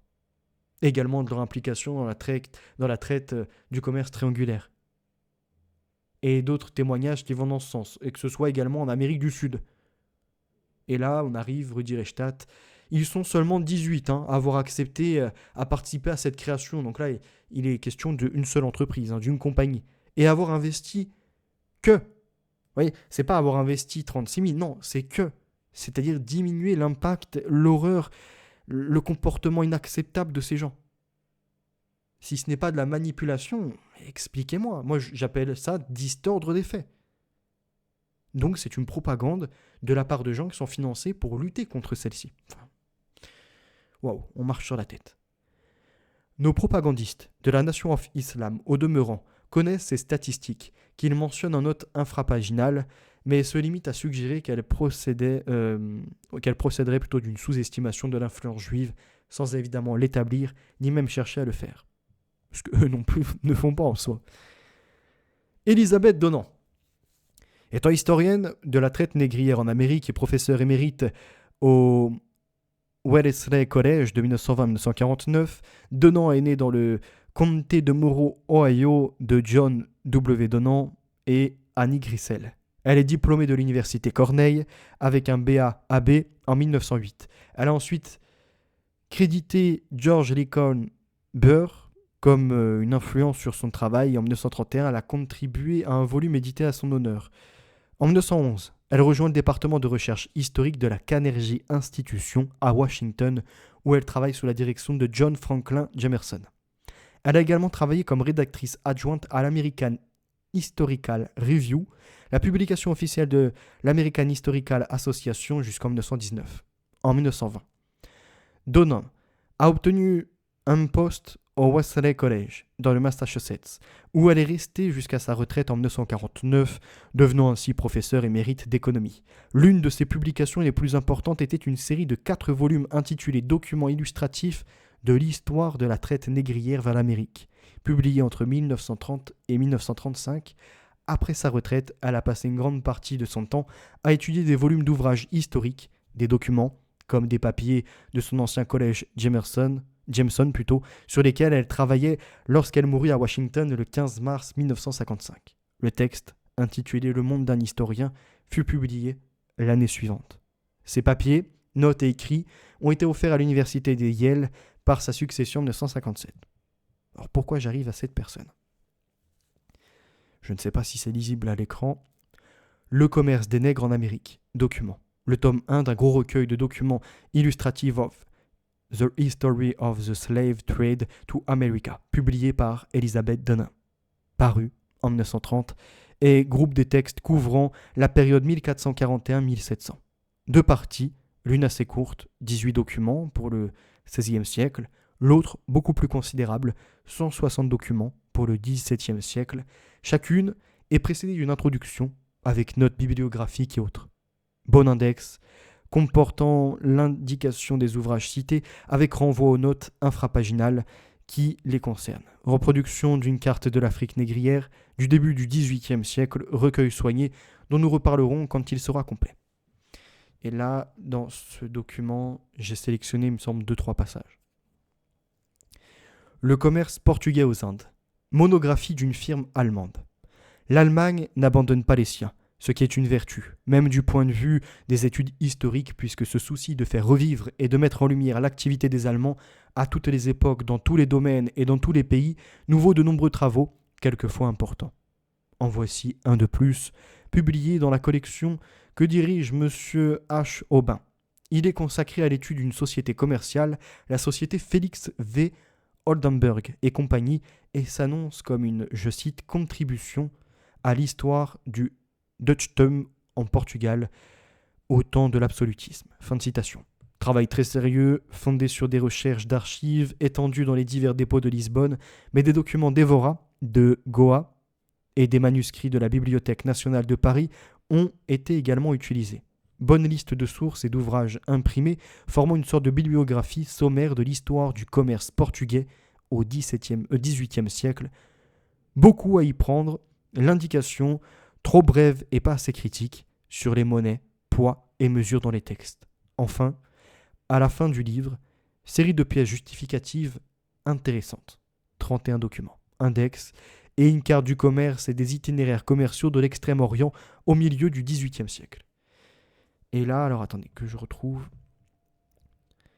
L'exécution en est proprement affreuse. On sait que l'histoire du commerce portugais aux Indes au XVIIIe siècle est mal connue. Le travail de M. Pfister a eu pour point de départ l'existence à la Bibliothèque nationale de Lisbonne, réservados, d'une grande masse de papier provenant d'une firme allemande, Felix von Oldenburg & Compagnie, qui pratiquait dans la seconde moitié du XVIIIe siècle le commerce par mer avec les colonies portugaises. M. Pfister, ayant acquis une connaissance solide et de première main des conditions générales de ce commerce, peut, je cite, encadrer l'histoire particulière de la maison Oldenburg, dans un vaste et excellent tableau de l'activité portugaise dans le domaine colonial au temps du marquis de Pombal et de ses réformes. Après quoi, il étudie en grand détail la firme elle-même, son histoire, sa constitution juridique et son organisation, la technique de son exploitation, les divers marchés sur lesquels elle opérait. Enfin, les marchandises qu'elle traitait. On voit que l'étude est riche et qu'elle peut intéresser des curiosités diverses. Personnellement, j'ai surtout été attiré par les chapitres 5 et 6 qui abondent en détails intéressants sur les conditions du trafic d'Extrême-Orient à cette époque, les itinéraires suivis par les flottes commerciales, les navires utilisés, les places commerciales de l'Inde, etc. Alors, en fait, sur ce document, pour être en totale franchise, je sais qu'il y a ça, je devais continuer les recherches. Je sais pas, j'ai laissé de côté, il faudrait que je reprenne ça pour la suite. Mais ça m'amène à d'autres documents, dont The Times of Israel. La section sur les dernières volontés et les testaments fait référence à un sujet controversé, les Juifs qui possédaient des esclaves. La section contient plusieurs testaments de Juifs de la colonie britannique, de la Jamaïque, qui ont légué des esclaves noirs à leurs descendants au milieu du XVIIIe siècle. En fait, entre ce que The Times of Israel va déclarer et tout ce travail qui est immense de la part de Elizabeth Donan, c'est que derrière, j'avais d'autres recherches à faire. En fait, j'ai pas fini. Je dois avoir d'autres captures ailleurs. Faut que je creuse un peu plus. Si vous êtes intéressé, vous avez les sources. Tout est à l'écran. J'espère quand même que je suis assez audible et que vous comprenez un peu les corrélations et que oui, il y a bien eu la participation de certains juifs à l'esclavage, dont celui des Noirs, mais aussi des Slaves blancs et de d'autres communautés. Selon Kaplan, certains juifs de l'époque étaient impliqués dans le commerce international et les efforts de colonisation et à ce titre étaient propriétaires d'esclaves, tout comme de nombreux goyim non-juifs de cette période. Je cite : « La vérité, c'est qu'ils étaient comme tous les autres propriétaires d'esclaves, a-t-il déclaré.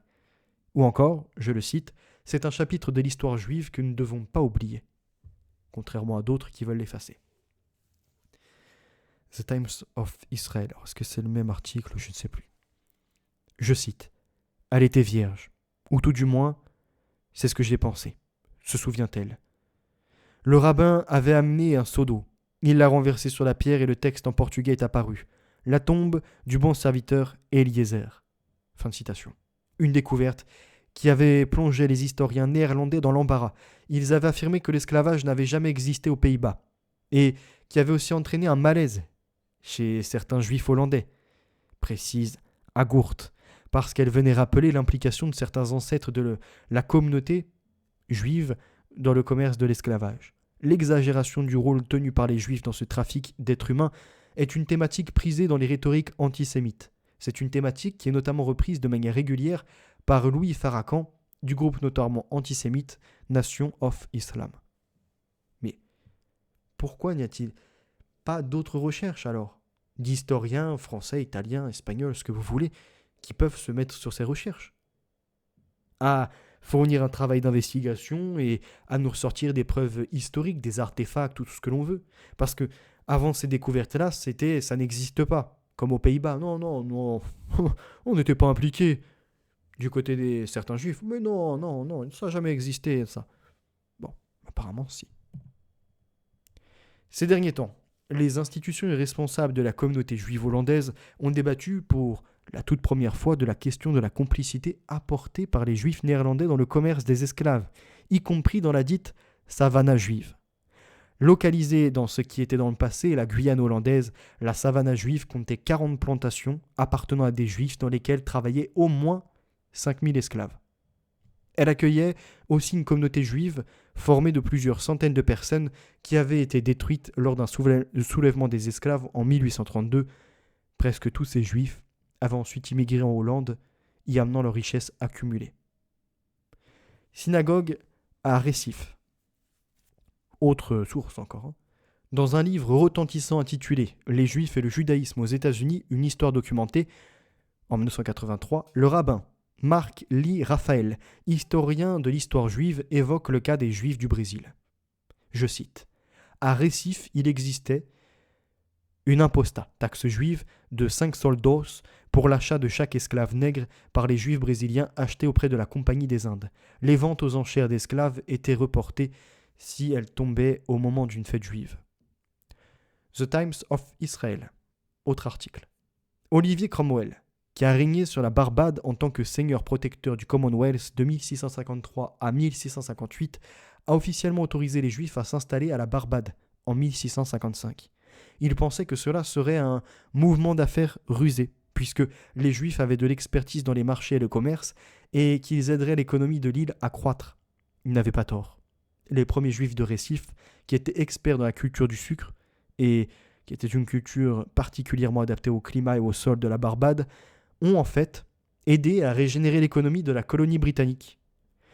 Peut-être, là je mets une insertion, je dis peut-être, au travers de mes recherches sur ce que représentent non pas les Juifs, mais le mouvement sioniste, un mouvement politico-religieux, et sur le traité de Balfour, 1917, sur les liens étroits avec certains Britanniques et la partie de la Palestine. Est-ce qu'ils se sentaient redevables de certains bénéfices ou au contraire, est-ce que peut-être il y a d'autres intérêts toujours existants ? Je ne sais pas.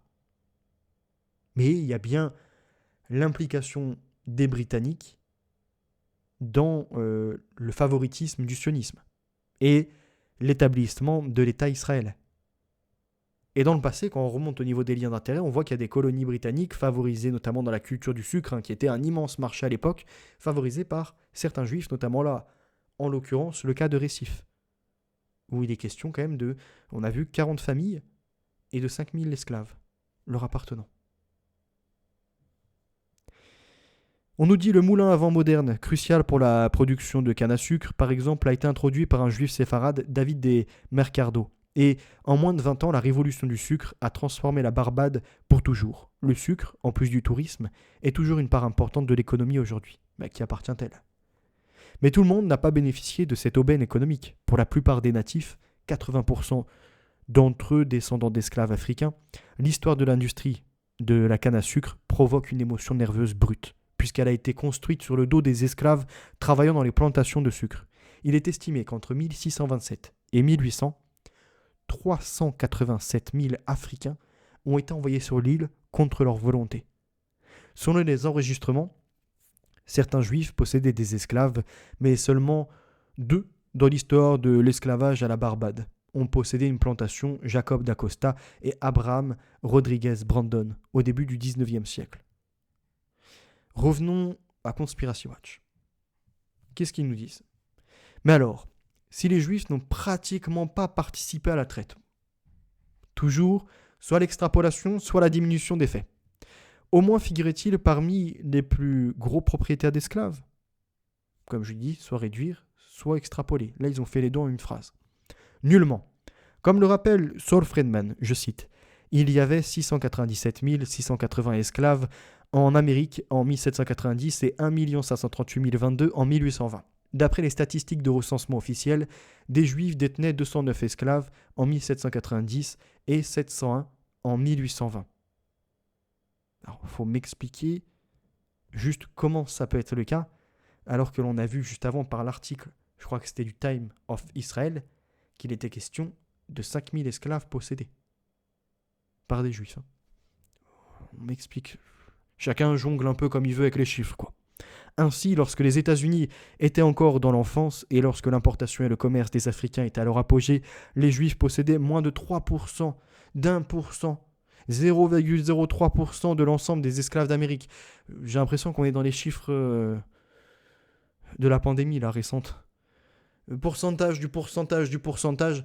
Alors, quand il est question de diminuer leur implication, ça fonctionne comme ça. Et quand il faut faire paniquer les gens, c'est l'inverse.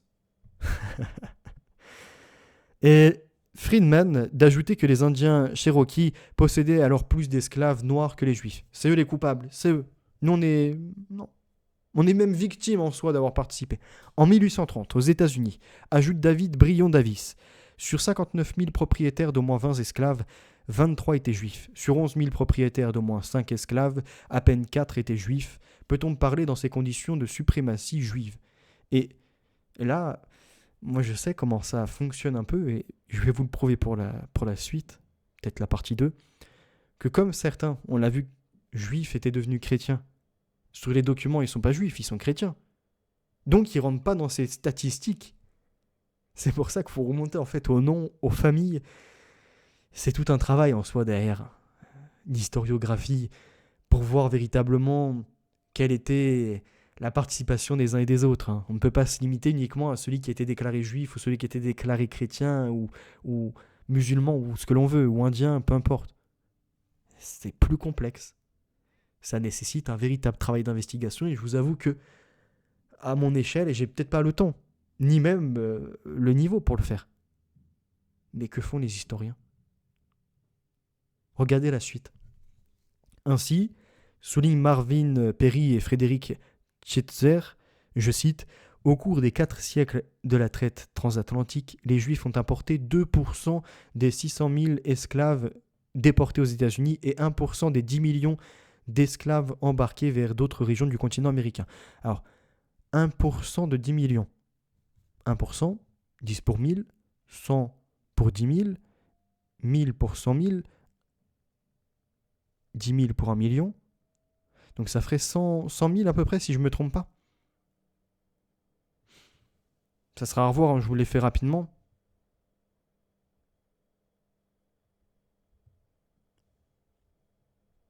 Ouais, c'est ça, ça ferait 100 000, il me semble. Au minimum. Hein. Une implication si faible, waouh, ça c'est de l'information, qu'elle fera dire à l'historien David Bryon-Davis, je cite, « L'histoire de l'esclavage eût été la même en l'absence de négriers et de planteurs juifs. » Donc ils sont innocents, hein. Parce que même s'ils n'avaient pas participé, de toute façon, ce serait déjà produit comme ça. Dans l'ampleur, ça aurait été pareil. Hein. C'est qu'une miette de pain, c'est 100 000 personnes, c'est 100 000 êtres humains. C'est rien. En plus, c'est des goïms. Tout d'abord, en effet, dans le cas français comme ailleurs, les armateurs des négriers et leurs investisseurs étaient, dans leur écrasante majorité, protestants, dans une moindre mesure catholiques, au point que ces derniers critiquaient l'esprit dominant des premiers. Alors, est-ce que parmi les protestants ou catholiques, il y avait des nouveaux convertis ? Il faut le prouver. De même, les juifs étaient relativement rares dans les Antilles françaises. Quelques juifs avaient accompagné les protestants hollandais qui avaient fui le Brésil dans les années 1650 et s'étaient établis en Martinique, où ils allaient bientôt être rejoints par une poignée de juifs partis de métropole ou de Hollande, dont un neveu du philosophe Spinoza. Le chiffre de 900 juifs cité par The Secret Relationship n'a aucun fondement. En vérité, 7 à 8 juifs ont quitté le Brésil pour débarquer en Martinique en 1654 sans que l'on sache s'ils possédaient des esclaves. 10 ans plus tard, à peine 22 juifs aidés de 5 serviteurs blancs et 20 esclaves habitaient l'île. Ce que j'aime bien, c'est sans que l'on sache s'ils possédaient des esclaves. Et eux n'ont pas été faire les investigations. Alors après, plus loin, toujours chez Rudi Reichstadt, ainsi que l'atteste ce dernier exemple, certains juifs ont été effectivement propriétaires d'esclaves. Il faut vraiment descendre tout en bas de l'article pour le voir. Comme les autres blancs, catholiques et protestants. Il faut rapidement, une fois qu'on parle de la culpabilité de certains, les noyer parmi les blancs, catholiques, protestants, même les noirs de l'intra-africain. Enfin, vous voyez, on peut pousser la chose loin. De même que les ordres religieux des dominicains et des jésuites. Ça, t'as déjà oublié le début de qui il était question. T'es noyé. La communauté juive de Martinique regroupait 68 âmes en 1680. Les mots ont leur importance, hein. Dont 16 étaient maîtres de case, auxquels se rattachaient alors 96 esclaves. 68 âmes, la bonté. Dont 16 étaient maîtres de case. Qu'est-ce qu'est maître ? Ok, c'est toujours une sorte de notion de bonté quelque part. 96 esclaves. Et les mots ont leur importance et leur impact, hein, ils savent très bien. Et d'autres instituts qui travaillent sur comme ça les communications savent quels mots employer. De telles proportions se révèlent largement inférieures à la moyenne locale, puisqu'en 1685, la proportion d'esclaves par habitant était de 13,5. Alors, j'ai récupéré l'archive de Leonard Rogoff, Down Home, Jewish Life in North Carolina, pour revenir au phénomène en Caroline du Nord. Pestilence de l'esclavage. Donc là, on a vu l'implication au niveau de certains bateaux dans le transport d'esclaves, le commerce entre la Gaule à l'Andalous ou encore un peu au Maghreb. On a vu également que ça existait donc en Amérique du Sud. Là, on voit également en Amérique du Nord. Et que faisait-il là-bas ? Eh bien, on va voir que il s'en servait, comme je vous l'ai dit, pour les chemins de fer, par exemple. En tant que propriétaires d'esclaves, les Juifs ne différaient pas des autres sudistes de leur classe, localement.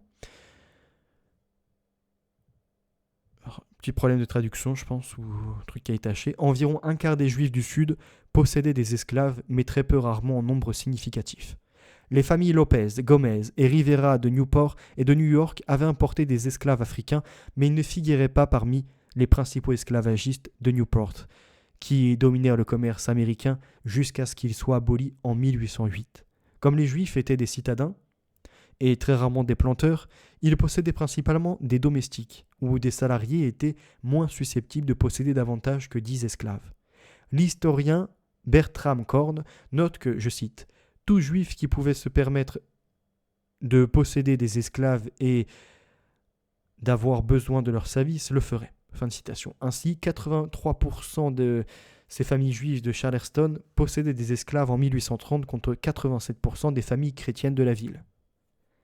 Plus loin, on nous dit Jacob Henry a joué un rôle célèbre dans le nord de la Caroline en tant que défenseur de la liberté religieuse et premier élu législateur juif, mais les faits de sa vie sont obscurs. Alors, les documents sont traduits. Comme ils étaient par ligne, tous les mots ne se suivaient pas, donc la traduction n'est pas optimale.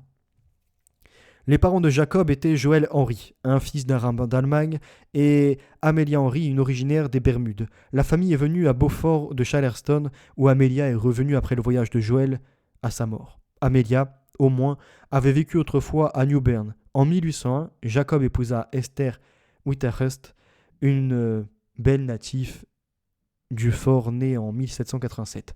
Le recensement de 1810 répertorie Jacob Henry à la tête d'une famille Beaufort de 5 personnes, hommes blancs, 5 femmes blanches et 12 esclaves. Ils ont eu 7 enfants. Il y a certaines informations qui me manquent encore à recouper, d'autres que j'ai été chercher. Un engouement pour les chemins de fer a frappé la Caroline du Nord, tout comme le pays. L'État stimule une croissance tardive par l'affrètement de sociétés et l'achat de stock. Dans les années 1830, lorsqu'un chemin de fer, Wilmington et Raleigh, fut affrété, Araon Lazarus et son beau-frère Mordecai Cohen de Charleston a siégé à son conseil d'administration. Quand les 161 miles de chemin de fer de Wellington et Weldon furent, achevés en 1840, la ligne était la plus longue du monde. George Mordecai a été le premier président de la Raleigh et Gaston, chemin de fer qui reliait Raleigh aux lignes de Virginie. En 1849, l'État crée la Compagnie des chemins de fer de Caroline du Nord. Les esclaves ont posé 223 miles de voies depuis Goldsboro à Raleigh à Greensboro et à Charlotte. Achevé en 1856, le chemin de fer reliait le Piémont au port côtier, au nord industriel et aux villes marchandes du sud. Les trains ont réduit de moitié les tarifs de fret des wagons. Derrière tout un enchaînement d'ordre économique. La carte économique de l'État a été redessinée et l'afflux des personnes s'est arrêté. On nous dit George W. Mordecai était un propriétaire foncier blanc, esclavagiste, avocat, président de banque, président du chemin de fer, homme d'affaires et laïc épiscopal de Raleigh, Caroline du Nord. Il était le fils de Jacob Mordecai, un chef des communautés juives de Warrington, Caroline du Nord et Richmond, Virginie.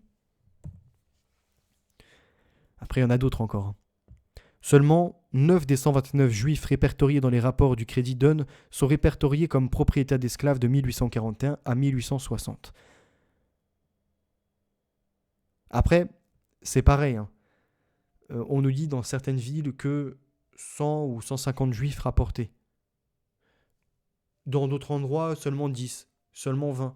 Faut m'expliquer un moment comment ils sont passés de 1800 à être 10, 100 par-ci par-là, à passer à des dizaines de milliers par endroit, ou encore, malheureusement, à être passés par l'extermination de 6 millions d'entre eux. Enfin, comment ils peuvent être si minoritaires partout sur la planète, dans les affaires, dans tout ce que l'on veut, les répertoires, après qu'il y en ait 6 millions qui soient sacrifiés et qu'aujourd'hui ils sont encore des millions et qu'ils aient continué à former un état. Enfin, faut m'expliquer. Il y a un problème de données quelque part. Donc après, voilà, 70% des familles blanches de Caroline du Nord ne possédaient en fait pas d'esclaves. De Wilmington, 34 juifs répertoriés dans un annuaire d'entreprise de 1860, non seulement deux appartenaient non seulement deux avaient des esclaves. Je vous avoue, la traduction n'est pas terrible, je vous la remettrai pour plus tard. Si ça vous intéresse, vous avez quelques noms, vous pouvez faire des recherches. Et comme je vous le disais, je suis dans l'honnêteté intellectuelle, et j'ai aussi un peu fait le tour de certains blogs, et voilà ce que vous avez. Quand les négriers qui amenèrent les esclaves noirs en Amérique du 15e au 19e siècle, enfin qui sont les négriers, l'information ci-dessous se trouve documentée dans 4 volumes de Elizabeth Donnan. Ils peuvent être trouvés à la Librairie nationale de Washington, National Library Washington, et à la librairie de l'Institut technologique de Carnegie à Pittsburgh. Carnegie Institute of Technology Library à Pittsburgh. Et là, vous avez à peu près 1, 2, 3, 4, 5, 6, 7, 8, 9. Vous avez à peu près 18 noms qui sont sortis. Et ce qui rejoint du coup la Rudi Reichstadt qui expliquait qu'ils sont que 18 parmi la masse importante et qu'ils ont investi que 36 000 fleurons. Il faudrait voir après s'il y en a d'autres qui existaient, quelle a été leur importance aussi. Je vous avoue que sur ce passage-là, je n'ai pas eu le temps, mais je vous le mets quand même par honnêteté à l'écran. Autre article. revenons sur ce qui s'est passé en Amérique latine. C'est un chapitre peu connu de l'histoire contemporaine sur lequel se penche cette semaine l'hebdomadaire Der Spiegel. Entre 1860 et 1930, en pleine montée de l'antisémitisme, des milliers de jeunes juifs pauvres d'Europe de l'Est ont émigré en Amérique du Sud dans l'espoir d'une vie meilleure, dupés par des proxénètes qui les envoyaient dans des bordels à leur arrivée. On comprend les choses ? Certains membres de leur communauté, d'autres existant aussi et s'agrégeant comme ça à ces moments, ont eu recours à des jeunes juives pour les mettre dans des réseaux de proxénètes. Mais on va le voir que ces jeunes juives, parmi elles, il y en a certaines qui sont retrouvées entre les mains de d'autres juifs, qui n'ont pas hésité à les trafiquer comme des bouts de viande. À cette époque, les femmes blanches étaient très recherchées sur le marché de la prostitution en Amérique latine, qui se concentrait principalement dans les grandes villes portuaires comme Buenos Aires et Rio de Janeiro. En Argentine, les prostituées juives étaient surnommées esclavas blancas, esclaves blanches, tandis qu'au Brésil, on les nommait polacas, les polonaises. Pour attirer les jeunes femmes, les proxénètes, parmi lesquels de nombreux juifs, leur promettaient de leur offrir un emploi ou un mari, explique Der Spiegel, je cite. Pour assurer le ravitaillement, les proxénètes ne se font pas seulement passer pour des agents d'emploi, mais pour des marieurs ou des époux. Ils se présentent lors de leur voyage comme des gentlemen, comme des compatriotes et des coreligionnaires, se présentent bien habillés et mondains, et profitent de la misère et des peurs existentielles qui règnent dans les villes juives d'Europe de l'Est et de Russie, desquelles ils sont souvent originaires. Là-bas règne la pauvreté, le chômage, et la peur fait face à l'antisémitisme grandissant. Je ne veux pas impacter certains esprits, mais vous me pardonnerez de trouver une similitude avec ce qui se déclenche en Ukraine et dans les pays voisins. Des centaines de milliers, si ce n'est plus, d'enfants, de femmes, jeunes femmes, ont disparu des radars et pas de politique inquiétée. On a des articles de journaux qui nous ont expliqué, oui, des réseaux de passe, peu importe d'ailleurs, les communautés on s'en fout, existent. Des enfants, des femmes ont disparu, personne ne les recherche. Non, faut juste dire les Russes, c'est les méchants, quoi. Ouais. Je serais tendance de temps en temps à rejoindre certains propos de politiques qui nous disent il faut étudier le passé pour comprendre l'avenir. Je ne sais pas pour vous. Là, en tout cas, c'est ce qu'on fait aujourd'hui, on tente de comprendre certaines choses du passé.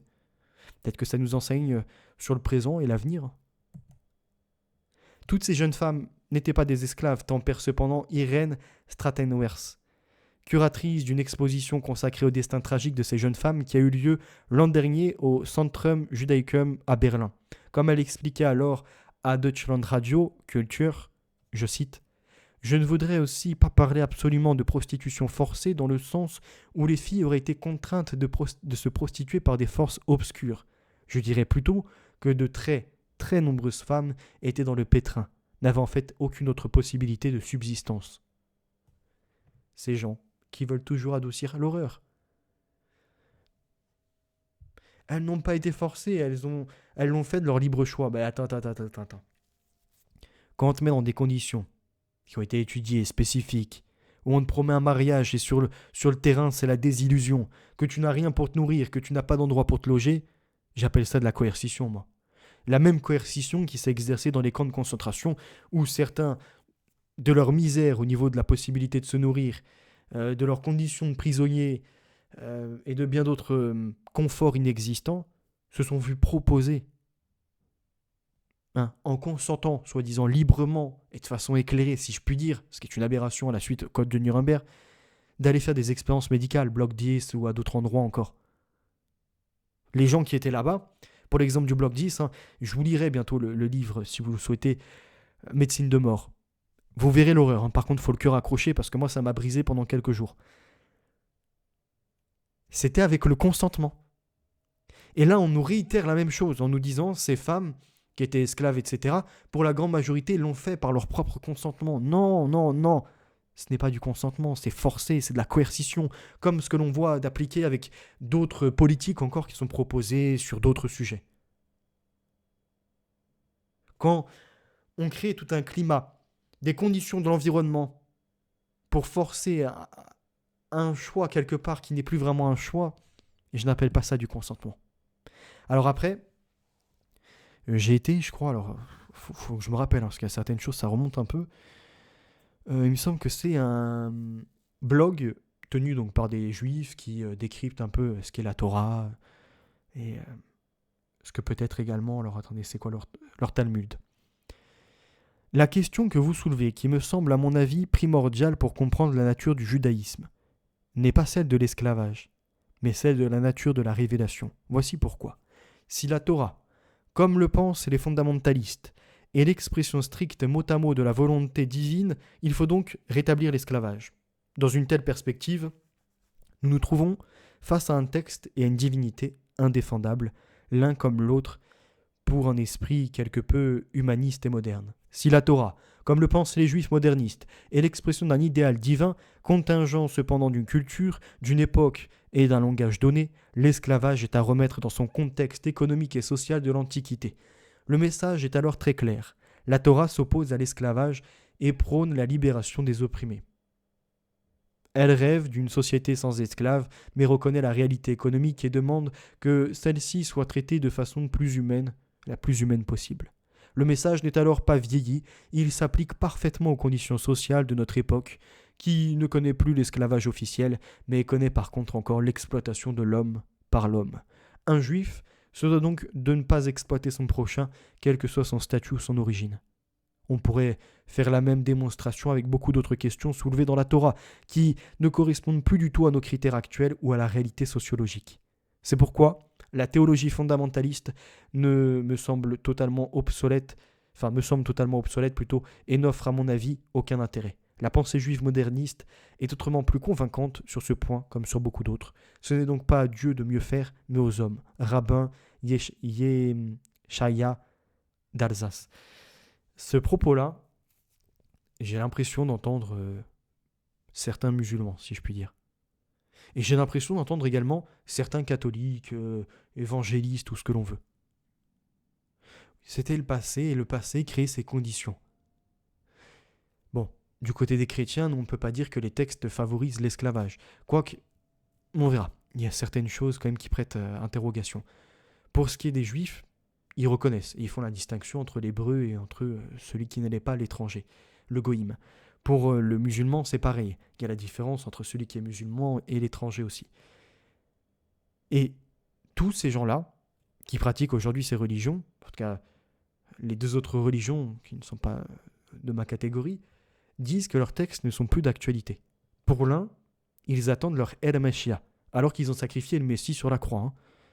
Pour les autres, ils attendent la fin, le moment de El Mahdi, avec El Dajjal qui se présente, et puis tous ces tourments qui emmènent en fait à la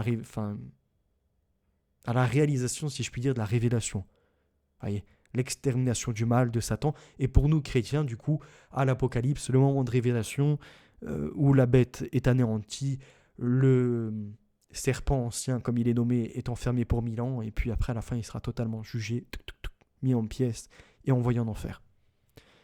J'extrapole un peu, vous comprenez. Mais ce qui est incroyable, c'est que nous sommes arrivés dans une période de l'humanité où je pourrais vous renvoyer aux langues, langages et paroles.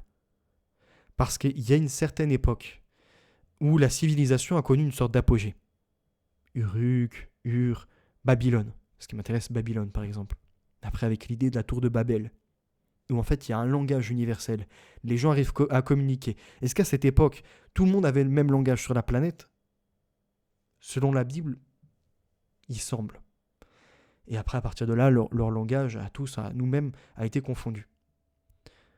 Parmi pléthore de langues qui peuvent exister aujourd'hui. Mais quand on parle, notre esprit, quand il façonne des images, des concepts, peu importe la langue, en fait, il va donner les mêmes définitions, si je puis dire. Un mot a à peu près la même définition, enfin aura à peu près les mêmes définitions, les mêmes sens. C'est d'ailleurs pour ça qu'on peut les traduire et qu'on peut en soi apprendre et communiquer avec les autres. Donc nous avons maintenant, à présent, je pense, et par les outils technologiques, retrouvé un langage universel. Donc nous sommes peut-être à l'approche d'événements majeurs. J'ai énormément à développer sur ça, mais je vais pas le faire maintenant. Je vais pas le faire maintenant, c'est pas grave, je passe. Donc après, il y a autre chose, halakha, esclavage et judaïsme.